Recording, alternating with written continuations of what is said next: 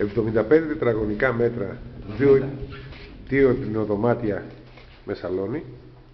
Αυτή τη στιγμή είναι υπό ανακαίνιση. Ολόκληρο το διαμέρισμα θα βαφτεί, θα αλλάχτεί ο πάγκος της κουζίνας και γενικά θα συμμαζευτεί. Στα αριστερά με το που μπαίνουμε στο διαμέρισμα έχουμε το hall μας και στα αριστερά έχουμε την κουζίνα που έχει μια μπαλκονόπορτα, βγαίνει έξω. Εδώ πέρα είναι ο πάγκος που θα αλλάχτεί της κουζίνας και θα βαφτεί ολόκληρο το διαμέρισμα.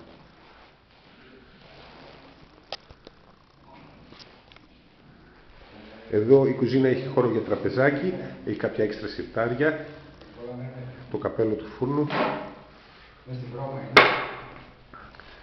Συνεχίζοντας στα δεξιά έχουμε, θα έλεγα, το πρώτο υπνοδωμάτιο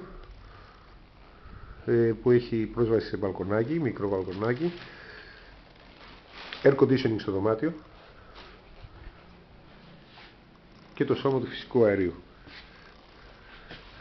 Συνεχίζοντας, στα αριστερά έχουμε την τουαλέτα, μικρό μέγεθος με ντουζιέρα, αλλά αρκετά λειτουργικό. Και εδώ πέρα θα βαφτεί το ταβάνι.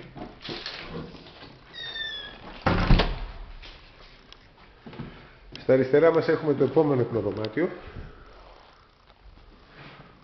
με παράθυρο, που γι' αυτό σουβατίζεται και βάφεται ώστε να είναι σαν καινούριο.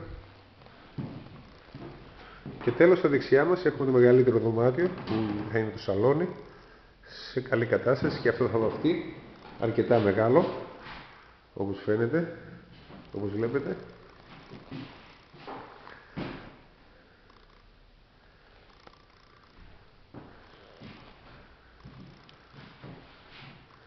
Διαμέρισμα 2 υπνοδωματίου στην Κασάνδρας, πολύ κοντά στα πανεπιστήμια, ξύλινα πατώματα με παυλακάκι,